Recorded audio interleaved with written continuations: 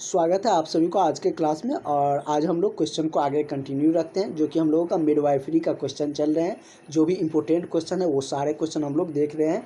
साथ ही जहाँ पर थ्योरी एक्सप्लेनेशन की ज़रूरत होती है वहाँ पर हम लोग पूरी एक्सप्लेनेशन समझते हैं। जैसे कि पिछले क्लास में हम लोगों ने HCG के बारे में पूरे डिटेल्स में जाने थे कि जब कोई महिला गर्भ धारण करते हैं, जब गर्भवती बनते हैं, तो उसमें HCG की मात्रा अधिकतम कब पहुंचता है।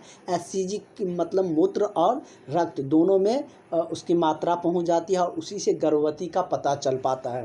तो इसके बारे में हमने आपको पूरी डिटेल्स में बताए थे। आज के क्लास में हम लोग IUD के बारे में पूरी अच्छे तरीके से समझने वाले हैं कि IUD प्रवेशन के लिए उपयुक्त समय कौन सा माना जाता है, IUD होता क्या है, इनके बारे में भी जानते हैं, इससे क्या बेनिफिट होते हैं, क्या फ़ायदे होते हैं, इसके बारे में भी हम लोग जानेंगे।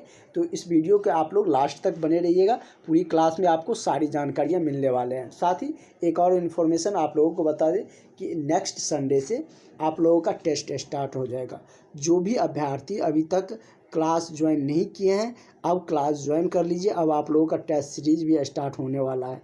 तो इस नंबर पर आप लोग कॉल करके व्हाट्सअप करके क्लास ज्वाइन कर लीजिए। नेक्स्ट आपको संडे से टेस्ट देखने को मिलेंगे। कैसे क्या इनरोल करना है वो सारे कुछ क्लास ज्वाइन करने पर बता दिया जाएगा। और जितना हम आपको बता रहे रहेंगे उसी से क्वेश्चन रहेंगे, क्योंकि उससे रिपीटेशन आपको देखने को मिलेंगे। उसके बाद जो पूछा गया क्वेश्चन है BTSC का उसका रहेगा। इस तरीके से सारा कुछ आपको बताया जाएगा। तो चलिए, हम लोगों का क्वेश्चन कर रहा है कि IUD प्रवेशन के लिए उपयुक्त समय कौन सा माना जाता है। ये IUD होता क्या है, इसके बारे में हम लोग डिटेल्स में जान लेते हैं। उसके बाद समझेंगे कि इसका प्रवेशन कितने दिनों में होता है।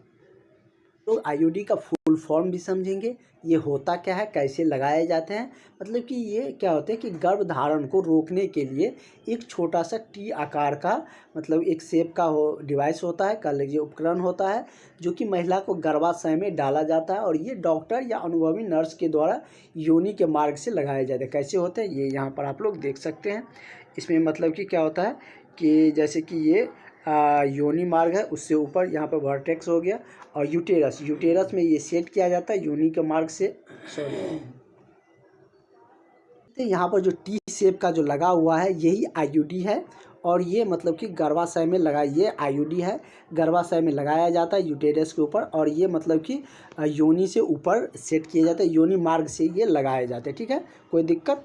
तो इसको हम लोग समझते हैं थ्योरी के माध्यम से क्या होता है। आप लोग फिगर में समझ लिए क्या कैसे क्या है, यहाँ पर सारा कुछ दिया गया है। तो इसको हम आपको फिगर के साथ सारा कुछ एक्सप्लेनेशन बताते चलते हैं।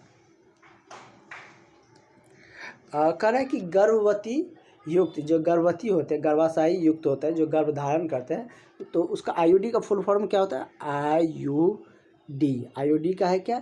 Intra neutrons. I से इंट्रा हो गया, U से न्यूट्रॉन हो गया, D से डिवाइस हो गया। यह एक तरीके से डिवाइस है जिसको IUD के नाम से कहते हैं। उसका फुल नेम होता है इंट्रा न्यूट्राइन डिवाइस। और क्या फंक्शन है इसका, क्या कार्य है कि ये गर्भधारण को रोकने के लिए एक उपकरण है। गर्भधारण को रोकने के लिए ये लगाए जाते हैं। ये छोटा होता है, जो कि अक्सर T शेप में होता है। आपने देखे थे कि T आकार में था, तो T शेप में होते हैं। और जिससे कि महिलाओं के गर्भाशय में डाला जाता है। और ये मतलब कि ये जो युक्तियाँ होती है, जो डिवाइस है, ये डॉक्टर या अनुभवी नर्स के द्वारा भी, जो आप लोग जैसे जॉब में जाइएगा, 4-5 साल आपका जॉब का हो जाएगा, तो आप लोग बहुत कुछ सीख जाइएगा। तो वहाँ पर मतलब कि आपको बहुत सारा चीज़ें जो डॉक्टर लेवल के वर्क होता है वो भी आपको करने के लिए दिया जाएगा। वो आप कर लीजिएगा आसानी से। और आपका जो जूनियर आएंगे उसको भी आप अपने मतलब कि सारा कुछ उसको निर्देश देकर उसको भी सिखाइएगा। तो वही जो डॉक्टर होते हैं या जो नर्सेज होते हैं, अनुभवी नर्स, उसके द्वारा योनि के मार्ग से गर्भाशय में लगाया जाता है। तो वैसे तो गर्भ धारण को रोकने के लिए और भी बहुत सारा कह सकते हैं कि डिवाइस या बहुत सारा ऐसी चीज़ें हैं जिससे गर्भाशय को रोका जाता है। जैसे कॉन्डम हो गया, गर्भ निरोधक दवा हो गया, और भी बहुत सारा साधन है जिनसे गर्भाशय को मतलब गर्भधारण को रोका जाता है। लेकिन ये ज़्यादा मतलब कि उपयुक्त माना जाता है। इससे जब तक खराब नहीं होता, लगभग 10-12 साल, तब तक ये मतलब कि गर्भधारण नहीं होने देता है, मतलब कि गर्भाशय को रोक के रखता है IUD। ठीक है, कॉन्डम। लेकिन इसमें एक डिमेरिट भी है, जैसे डिसएडवांटेज कहते हैं ना आप लोग, कि कुछ डिसएडवांटेज भी होते हैं।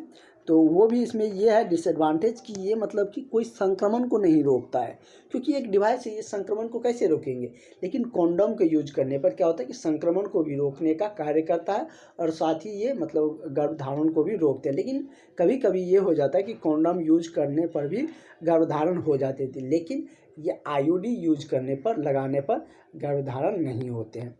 तो कॉन्डोम और जैसे अन्य गर्भ निरोधक साधन के विपरीत आईयूडी यौन संचारित संक्रमण एसआईटी को रोक नहीं पाता है। ये हम आपको बता दिए कि कोई संक्रमण को ये नहीं रोकता है।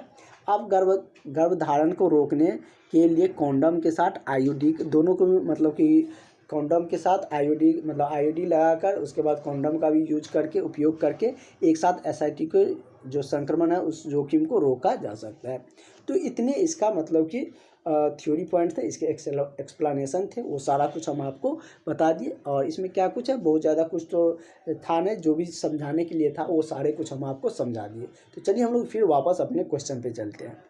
क्वेश्चन क्या कर रहा है, फिर हम लोग वापस आगे अपने क्वेश्चन पे कह रहा है कि आईयूडी के बारे में हम डिटेल्स में बता दी। गर्भधारण को रोकने के लिए लगाए जाते हैं। कहाँ लगाया जाता है कि यूटेरस गर्भाशय में लगाया जाता है, जो कि टी शेप का होते हैं। और कैसे लगाया जाता है, तो ऑपरेशन के मार्ग से नहीं, मतलब ऑपरेशन करके नहीं लगाया जाता, वो योनि के मार्ग से उसको सेट किया जाता है। और इसका क्या उपयोगिता थे ये सारा कुछ समझ लिए। इस क्वेश्चन में कह रहा है कि उसका प्रवेशन का उपयुक्त समय कब है, मतलब कब उसको लगाया जाता है। तो ये महामारी के दौरान या उसके 10 दिन के भीतर लगाया जाता है। उस समय मतलब कि क्या होता है कि वो जैसे यूटेरस का ऊपर वाला जो पोर्शन है वो सब ओपन रहता है, तो उस समय लगाने में अच्छा होता है, सहूलियत होता है, तो इसलिए उस टाइम उसको लगाया जाता है, ईजी रहता है लगाना। तो महामारी के दौरान या उसके 10 दिन के भीतर लगाया जाता है। महामारी आप लोग समझते हैं, उसको डिटेल्स में बताने की ज़रूरत नहीं है। तो करेक्ट आंसर आपका ऑप्शन नंबर ए हो जाएगा। उसके बाद कह रहा है कि एस्पर्मेटोगोनिया का एक परिपक्व स्पेंटोजुआ में विकसित होने वाला लगभग कितने समय की आवश्यक, इसको विकसित होने में लगभग कितने समय लगते हैं, इसको 61 दिन इसमें लग जाते हैं। इसको विकसित होने में कितना, 61 दिन लग जाते थे। तो इसका करेक्ट आंसर आपका ऑप्शन नंबर सी हो जाएगा। कारण अल्ट्रासाउंड डॉपलर प्रभाव भ्रूण की हृदय गति को पकड़ सकता है। कब पकड़ता है, मतलब ये अल्ट्रासाउंड होता क्या है, जैसे क्या कि मतलब कि कोई महिला गर्भधारण करता है तो उसको मतलब कि पता चल मतलब जांच करवाने चाहता है कि मतलब सच में गर्भधारण है या क्या कुछ है, या ये भी पता लगाने कि कौन से बेबी है, बेबी बॉयज या गर्ल। तो ये सब मतलब अल्ट्रासाउंड के मतलब कि के माध्यम से ये सब पता लगाया जाता है। उससे क्या होता है कि मतलब कि भ्रूण की जो हृदय गति दर होती है उसको पकड़ पाता है, उसको माप लेता है। तो इससे पता चल पाता है गर्भाशय का मतलब गर्भधारण का कि कितने दिन हुए हैं इसके गर्भधारण किए हुए। और ये कब पकड़ता है, कब मतलब ये काम करने लगता है, तो ये आपको क्वेश्चन में दिया गया है। ये डॉपलर क्या है, ये मतलब डॉपलर के द्वारा ये नियम दिया गया था, ये मतलब कि सारा कुछ बताया गया था, इसलिए उसके नाम पर दिया गया है कि डॉपलर प्रभाव। तो इसके बारे में आपको केमिस्ट्री में डॉपलर प्रभाव के बारे में और भी बहुत डिटेल्स में जानते होंगे, इंटर में आप लोग पढ़े होंगे। तो ये कब मतलब भ्रूण की हृदय गति दर को पकड़ पाता है, ये 10वें सप्ताह में। कब, 10वें सप्ताह कह लीजिए, या उसमें डेज के टर्म में भी आपको दिया रहेगा। तो डेज के टर्म में रहेगा तो 70 से 80 के बीच में भी रहेगा, तो आप लोग यही डेज मार दीजिए। जैसे 10 सप्ताह कितना हो गया, 10 × 7 70 डे हो गया। 70 से 80 84 कहीं भी रहता है।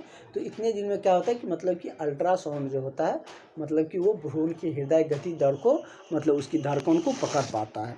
ठीक ना, इसका करेक्ट आंसर आपका ऑप्शन नंबर डी सही हो जाएगा।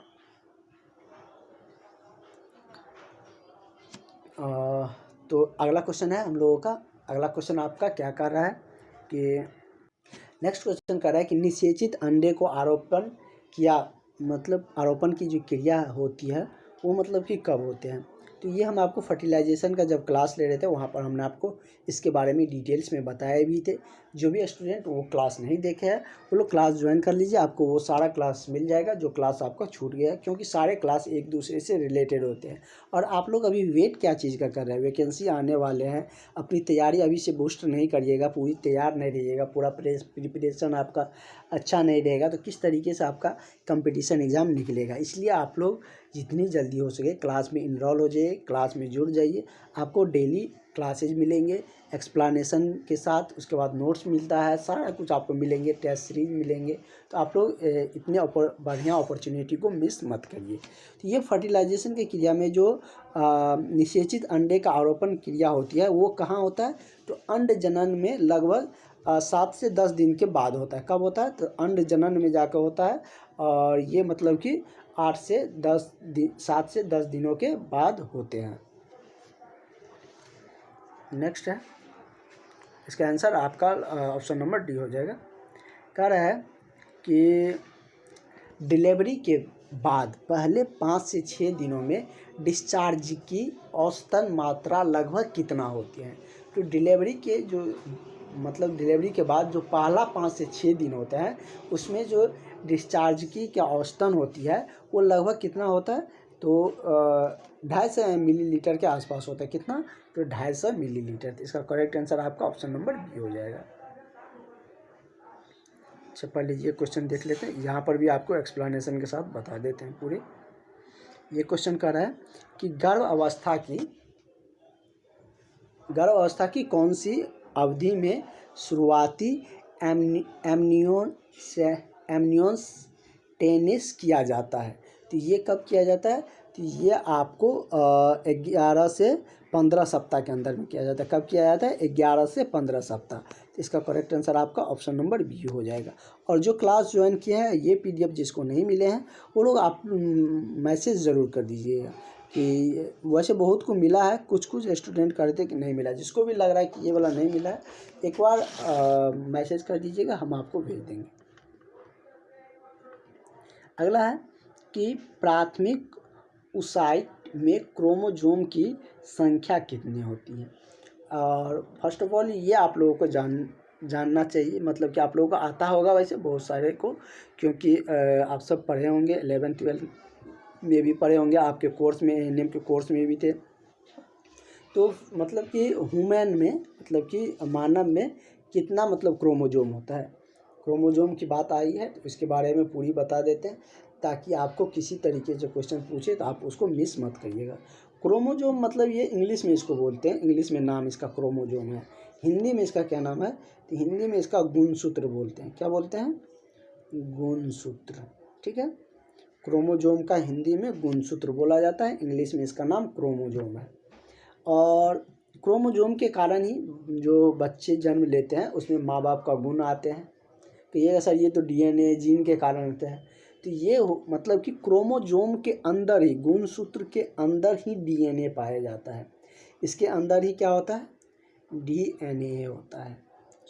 एक मिनट, डीएनए इसके अंदर मतलब कि होते हैं किसके अंदर? तो क्रोमोसोम गुणसूत्र के अंदर ही डीएनए होते हैं, और डीएनए के अंदर में, इसके अंदर में जीन पाया जाता है। किसके अंदर में? तो डीएनए के अंदर में जीन पाया जाता है। मतलब कि क्रोमोसोम जो गुणसूत्र है, जैसे कि मानव बॉडी में कितना मतलब क्रोमोसोम होता है, ये अगर आपको नोट करना होगा तो कर लीजिएगा, क्योंकि सारी चीज़ उतना लिखे एक जगह लिख देंगे तो आपका जो पीडीएफ है वो थोड़ा सा लेंदी हो जाएगा। इसलिए जहाँ पर ज़रूरत है वहाँ पर हम एक्सप्लेन करके बता देते हैं। तो मानव में 23 जोड़ा गुणसूत्र होते हैं। कितना? 23 जोड़ा। एक जोड़ा में कितना होता है? एक जोड़ा में 2 होता है। इसे कहता है ना ये जोड़ा है, मतलब कि जैसे कि मान लीजिए एक फीमेल और एक मेल है तो उसको कहता है ना कि एक पेयर है, या मतलब कि एक जोड़ा है। तो उसी तरीके से मतलब एक जोड़ा में 2 होते हैं। तो टोटल 23 जोड़ा मानव में क्रोमोसोम होता है। 23 जोड़ा मतलब क्या? 23 दूना कितना हो गया? 46। मतलब कि 46 क्रोमोसोम होते हैं, जिसमें अगर हम बात करें तो 44 ऐसे काउंट कर लीजिए, और मेल में जो होता है इसका हम अलग से लिख देते हैं। ठीक है, और जैसे कि ये आप लोग जान चुके सारा कुछ। डीएनए के बारे में और भी बहुत सारा कुछ बताया जा सकता है। उसकी मतलब अनुवांशिकता जो आता है वो मतलब जीन के आधार पर ही माता पिता की जो अनुवांशिकता आता है, मतलब कि जो पूर्वज का गुण, उसके माँ बाप का गुण जो आते हैं किसी बच्चे में, तो वो जीन के कारण ही होते हैं। उसकी खोज, उसमें क्या होते हैं, ये सारे कुछ चर्चा होंगे, लेकिन ये सब जीके टाइप क्वेश्चन हो जाते हैं, तो यहाँ पर एक्सप्लेन नहीं करेंगे। जहाँ पर ज़रूरत होंगे वहाँ पर हम लोग उसको डिटेल्स में जानेंगे भी। मेल में जान लेते हैं क्रोमोसोम की क्या होता है फॉर्मेशन, फीमेल में जान लेते हैं। इस तरीके से कॉलम बना के लिख लीजिए। मेल फीमेल, ठीक है। तो मेल में क्रोमोजोम की यदि हम बात करें तो 46 होते हैं, ये आप लोग जान चुके हैं। जैसे कि हम बोले 23 जोड़ा, 23 दूना कितना, तो 46। एक मिनट रुकिए, लिख ही देते हैं। मतलब टोटल कितना होता है, 23 जोड़ा, 23 जोड़ा हुआ। इसमें भी 23 जोड़ा हुआ, 23 जोड़ा मतलब कितना हो गया, 46। 23 जोड़ा इसमें, 23 जोड़ा इसमें, जिसमें कि 44 क्रोमोजोम ऐसे हो गया मेल में। उसके बाद जो दो जो उसमें और क्या होता है, एक्स और वाई क्रोमोजोम होते हैं। किसमें, इसमें मेल में एक्स और वाई होते हैं। वही फीमेल में हम बात करें तो 44 ऐसे रख लीजिए। उसके बाद जो और जो काउंट करिएगा उसमें सिर्फ एक्स क्रोमोजोम होते हैं। क्या होता है, सिर्फ एक्स फीमेल में होते हैं, मेल में एक्स वाई होते हैं। यही जब वाई फीमेल में फर्टिलाइजेशन किया में जाते हैं तो उसमें बेबी जो होते हैं उसी पर डिपेंडेंट होते हैं। एक्स मतलब फीमेल और एक्स वाई मेल। तो मतलब कि बॉय के लिए वाई का रहना ज़रूरी है, फीमेल के लिए आप जानेंगे। और इस तरीके से बहुत सभी जीव जंतु में अलग अलग क्रोमोजोम होते हैं। सबसे कम की बात करें तो जीवाणु में आपको एक क्रोमोजोम देखने को मिलेंगे। जीवाणु में कितने होते हैं, जीवाणु में एक होते हैं। सबसे ज़्यादा हम बात करें तो ये आप लोग नोट कर लीजिए, ये नोट कर लीजिए। अगर आता है तो अच्छी बात है, जो पहले लिखवाए थे उसको भी नोट कर लीजिएगा। वीडियो को पॉज करके रोक कर उसको लिख लीजिएगा, ठीक है। इसमें थोड़ा सा हमको लिखने में दिक्कत आती है, क्योंकि इसलिए मतलब राइटिंग अच्छा नहीं बन पाता है। तो आप लोग को जो बोल रहे हैं उस पर ध्यान देकर, और वैसे भी फिर भी जो लिख दिए हैं वो आपको पता चल ही रहा है। फीमेल की मीनिंग गलती है, FEMALE होता है फीमेल, सॉरी FEMALE होता है, ठीक है। तो फीमेल ये है यहाँ पर FEMALE, फीमेल में आपको और मेल दोनों को लिख दिए। उसके बाद हम चर्चा कर लेते हैं कम बेसी किस में होता है। जीवाणु में यदि हम बात करें तो जीवाणु में आपका एक क्रोमोजोम हो गया। सबसे ज़्यादा की बात कर लेते हैं तो ये कहाँ होते हैं, ये आपको सबसे ज़्यादा होता है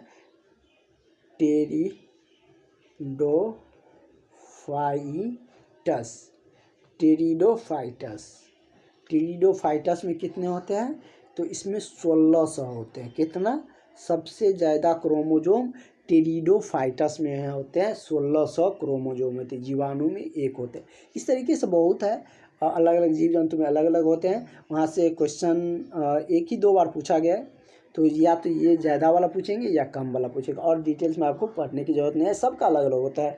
जैसे घोड़ा में अगर बात करें तो उसमें 64 होता है, कुत्ता में 78 होता है, कबूतर में भी बहुत ज़्यादा होता है, 80 क्रोमोजोम होता है। इस तरीके से सबका मतलब मक्का में भी होता है 20, टमाटर में भी होता है 24, मेढक में भी होता है, बिल्ली में भी होता है, चूहा में भी, सब में अलग अलग होते हैं। मानव में टोटल 46 क्रोमोजोम होते हैं, ठीक है। मानव वाला ज़्यादा आपसे मतलब पूछे जाएंगे, लेकिन इसमें क्वेश्चन क्या है, ये तो इसका बेसिक पॉइंट थे, बेसिक चीज़ें थे, उसको हम लोग जाने।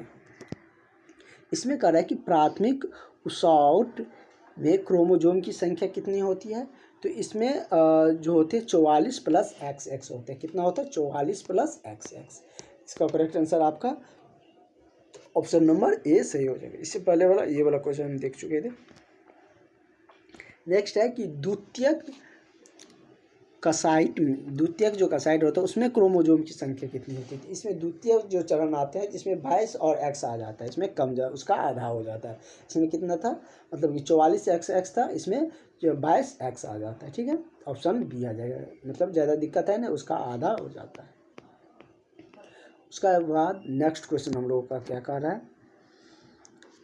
कि जिपियोस्टनम के स्तर पर फंडस की ऊंचाई, यहाँ से ऊंचाई होगा, नीचे हो गया, ऊंचाई लिख लीजिए। ऊंचाई होती है जो जिपियोस्टनम के स्तर जब फंडस पर आते हैं तो उसकी ऊंचाई कितने हो जाते हैं, मतलब कि वो मतलब कि फंडस कब ऊंचाई पर होती है, 88वें सप्ते पर ऊंचाई पर होते ज़्यादा, या 32 सप्ते पर जाकर, या 36वें सप्ते पर, या 40वें सप्ते पर। ये कब होते हैं, तो 36वें सप्ते पर। कितने सप्ते में, तो 36वें सप्ते में। तो इसका करेक्ट आंसर आपका ऑप्शन नंबर सी हो जाएगा, ठीक है। और जहाँ पर एक्सप्लेनेशन की ज़रूरत होगी वहाँ पर बताएंगे, लेकिन एक दिन में ज़्यादा हम लोग थ्योरी नहीं देखेंगे, क्योंकि एक दिन में ज़्यादा थ्योरी पोर्शन देख लेंगे तो उस दिन का जो क्वेश्चन नंबर ऑफ क्वेश्चन है वो हम लोग कम देख पाएंगे। इसलिए एक दिन में जितनी ज़रूरत होंगे उतना ही हम लोग थ्योरी वाला जो एक्सप्लेनेशन किया है वो देखेंगे, और किसी में डाउट रह जाता है तो उसको हम नेक्स्ट क्लास में कवर अप कर लेंगे। जैसे कह रहा है कि फीमेल पेल्विस में कुल कितनी हड्डी होती है। हड्डी से रिगार्डिंग हमने आपको एक अलग से सेपरेट क्लास लिए थे, और जो क्लास ज्वाइन किए हैं उसको तो मिल चुका है। हड्डी से रिलेटेड, दांत से रिलेटेड कंबाइंड क्लास था दोनों का, तो उसमें किसी भी तरीके से आपसे क्वेश्चन पूछे जाएंगे तो उसमें हमने आपको सारा कुछ बता रखे हैं कि मानव शरीर में कितने हड्डी होते हैं जन्म के समय। जैसे जन्म के समय की बात करें तो ये कितना होता है, मतलब कि 270 से 310 के आसपास होते हैं, मतलब इतना एवरेज, और वही का एवरेज हम मान के चले तो 300 होता है जब जन्म लेता है शिशु उस समय। उसके बाद फिर जो बहुत सारा हड्डी है वो एक दूसरे में ऐड जुटते जाते हैं और हड्डी हड्डी को कौन जोड़ता है ये भी हमने उस क्लास में बताए थे। तो हड्डी हड्डी का जो जोड़ने का काम करता है वो लिंगामेंट करता है। कौन करता है? दो हड्डी को जोड़ने का काम लिंगामेंट का है। किसका है? लिंगामेंट का दो हड्डी को जोड़ने का कार्य है। ठीक है, तो लिंगामेंट दो हड्डी को जोड़ने का कार्य करता है। एक हड्डी और मांसपेशियों को कौन जोड़ता है? तो इसको टेंडम जोड़ते हैं। कौन जोड़ते हैं? टेंडम। इसको टेंडम नाम है, मतलब टेंडम इसको एक हड्डी और मांसपेशी को जोड़ने का काम करते हैं। ठीक है, ये सब हमने वहाँ पर डिटेल्स में बता रखे हैं। जब जन्म लेते समय उस समय मतलब कि उसके पूरी बॉडी में 300 मतलब हड्डी होते। उसके बाद धीरे धीरे जाते जाते युवा अवस्था, किशोर अवस्था आते आते उसका हड्डी की संख्या कितना हो जाती है? तो 2 से 6 आ जाती है। कितना आ जाते हैं? 2 से 6 आ जाते हैं। वही हम बात करें तो अलग अलग हड्डी की मतलब कि बात कर ले तो अलग अलग होते हैं। जैसे कि सिर में अलग मतलब कितनी हड्डी होते हैं, जैसे कि आपके एक हाथ में 30 हड्डी होते हैं, 30 हड्डियाँ होते हैं, दोनों मिलाकर आपको 60 हो जाएंगे। कौन कौन से हड्डी होते हैं, सबसे मजबूत हड्डी कौन से होते हैं, तो ये भी हमने आपको बताए थे कि फीमर जांघ की हड्डी सबसे मजबूत होती हैं। कान की हड्डी स्टेपिज सबसे छोटी हड्डी है। उसके बाद सबसे लंबी भी फीमर को कह सकते हैं। सबसे मजबूत हमारे बॉडी में क्या चीज़ होते हैं? तो दांत का जो इनामेल होता है वो होते हैं। हड्डी बने क्या चीज़ से होते हैं? ये कैल्शियम फॉस्फेट और कैल्शियम कार्बोनेट का बने होते हैं। किससे? तो कैल्शियम फॉस्फेट और कार्बोनेट, मतलब कि कैल्शियम और फॉस्फेट की मात्रा होती है।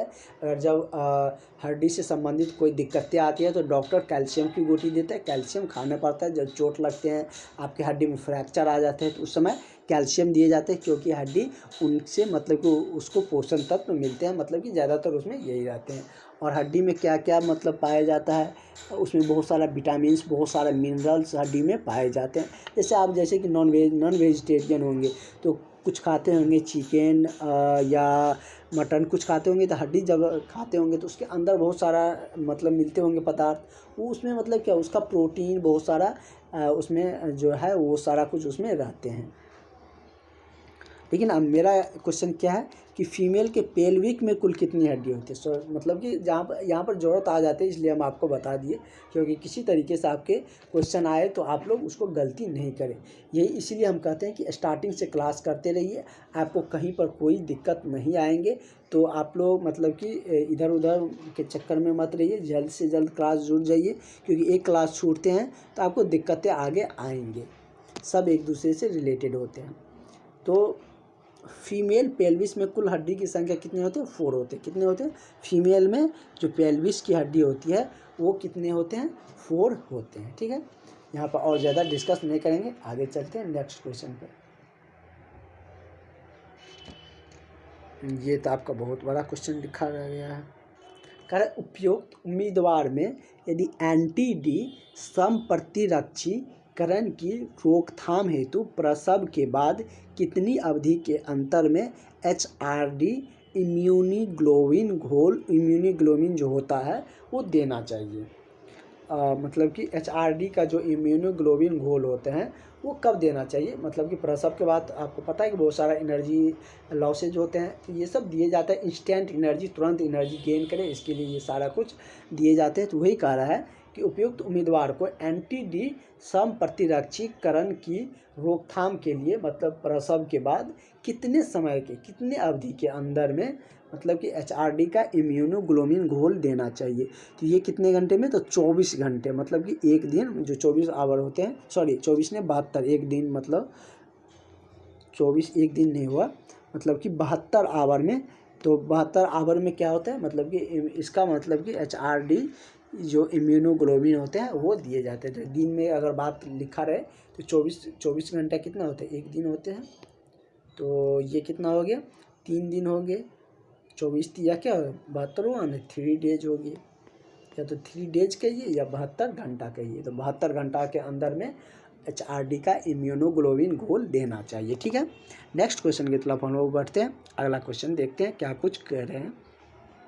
कह रहा है कि गर्भाशय कि प्रत्यावर्तन पूर्ण हो जाता है, मतलब कि गर्भाशय का जो प्रत्यावर्तन है वो कब पूर्ण होता है, मतलब कि कब यहाँ पर छुपा हुआ है, ये सिर्फ पूछ रहा है कि मतलब कि पूर्ण हो जाता है, मतलब कि कब पूर्ण होता है, 6ठे सप्ताह में जाकर, 7वें सप्ताह या 12वें सप्ताह गर्भाशय का प्रत्यावर्तन पूर्ण हो जाता है। मतलब कि गर्भाशय का जो गर्भ धारण करते हैं तो उसका जो संपूर्ण जो गर्भ धारण की जो प्रक्रिया है वो कब पूर्ण हो जाती है।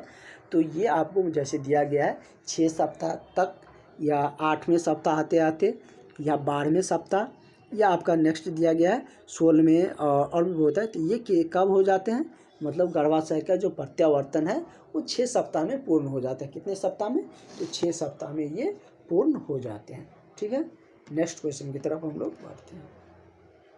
6 सप्ताह लगभग 1.5 महीना के आसपास हुआ ना, एक सप्ताह में एक महीना में आपका 4 सप्ताह हो गया, एक महीना में 4 सप्ताह हुआ ना, और 2 है तो मतलब कि 1.5 महीना के आसपास। अगला क्वेश्चन हम लोगों का कह रहा है कि फेरस सल्फेट जानते हैं आप लोग, फेरस सल्फेट की एक टेबलेट में कितनी ऑलमेंट आयरन होते हैं। फेरस सल्फेट मतलब, फेरस मतलब क्या, Fe आ गया, Fe मतलब क्या, आयरन, Fe मतलब आयरन। शरीर में मतलब कि आयरन की कमी होते हैं या आयरन की ज़रूरत होती है, तो आयरन का मतलब कि एक मतलब कि मेडिसिन आता है, गोटी भी आता है, उसका लिक्विड फॉर्म में जो सीरम बोलते हैं वो भी आते हैं। तो मतलब कि उस पर आपको सारा कुछ लिखा भी रहता है, आयरन का कितना फॉर्मेशन उसमें मिला गया है। तो यही कह रहा है कि टेबलेट में कितना ऑलमेंटन आयरन होते हैं, 400 मिलीग्राम या 60 मिलीग्राम या 20 मिलीग्राम या 100 मिलीग्राम। तो इसमें कितने होते हैं, तो 60 मिलीग्राम होते हैं। कितने होते हैं, 60 मिलीग्राम एक टेबलेट में होते हैं। ठीक है, तो इस तरीके से हम लोग बहुत सारे क्वेश्चन, 40 क्वेश्चन लगभग हम लोगों का आज पूरा हो गया है। एक और देख लेते हैं, प्राथमिक स्पर्मेटोसाइट के गुणसूत्र की संख्या कितनी होती है। तो वही क्वेश्चन रिपीट हो गया ना, अच्छा नहीं, हाँ था वही क्वेश्चन था, मतलब कि उसको दूसरे तरीके से पूछा गया है। तो इसमें आप लोग घबराइएगा नहीं, वो नहीं, उसमें स्पर्मेटोसाइट था, इसमें स्पर्मेटोसाइट है, इसमें दूसरा कुछ था, इसमें कंफ्यूज मत करिएगा। यहाँ पर देख लीजिए ताकि आपको कोई कंफ्यूजन ना रहे। इसमें कह रहा है कि प्रथम उसाइट का है, इसमें क्या है, इसमें स्पर्मोसाइट है। स्पर्मोसाइट में क्या होता है, उसमें 44 + XX था, और स्पर्मोसाइट में क्या होता है, तो स्पर्मोसाइट में अलग हो जाता है, इसमें 44 + XY होते हैं। मतलब कि प्राथमिक स्पर्मेटोसाइट में गुणसूत्र की संख्या क्या होते हैं, 44 + XY होता है, और उपकर्मोसाइट में कितना होता है, प्राथमिक उपकर्मोसाइट में 44 + XX होते हैं। अगर इसको डिटेल्स में हम लोग और भी अगर होगा तो कल एक्सप्लेन करेंगे। ठीक है, क्योंकि आज करेंगे तो ज़्यादा बड़ा या ज़्यादा लंबा भी हो जाएगा। तो 40 तक क्वेश्चन हम लोगों का हो चुका है, 2 क्लास इस PDF से हुए हैं, और जो हम लोग दूसरा PDF था, और भी PDF था मिडवाइफरी का, उससे भी बहुत सारा क्वेश्चन हम लोग उस PDF से हम लोग लगभग 300 क्वेश्चन के आसपास अराउंड कर चुके हैं। तो इतने सारे क्वेश्चन हम लोग का कलेक्शन हो गया है मिडवाइफरी का। तो अब हम लोग मिडवाइफरी के छोटा छोटा टेस्ट लेने के लिए, और तो आप लोग टेस्ट देने के लिए भी प्रिपेयर हो गए हैं, क्योंकि इतने सारे कुछ हम आपको बता दिए हैं एक टॉपिक को लेकर। तो नेक्स्ट संडे हम ट्राई करेंगे कि आप लोगों का टेस्ट करवाया जाए। तो कैसे क्या होंगे वो हम आपको बताएंगे, जो आप लोगों का ग्रुप बना हुआ है उसमें हम आपको सारा डिटेल्स, सारी जानकारियाँ दे देंगे। तो चलिए हम लोग नेक्स्ट क्लास जो होंगे हम लोगों को, उसमें आगे का क्वेश्चन डिस्कस करेंगे, और जो एक्सप्लेनेशन जो भी ज़रूरत होंगे वहाँ पर हम लोग देखेंगे। और ज़्यादा लंबा क्लासेस धीरे धीरे आपका बढ़ने लगेगा। आप लोग देखने का ड्यूरेशन भी बढ़ाइए, क्योंकि आप लोग कुछ स्टूडेंट पूरा नहीं देखते हैं, क्योंकि जो भी स्टूडेंट देखता है उसका टाइम का ड्यूरेशन पता चल जाता है यहाँ पर। इसलिए आप लोग पूरा क्लासेज कवर अप करना सीखिए, क्योंकि बहुत लंबा अभी तो हो नहीं रहा है।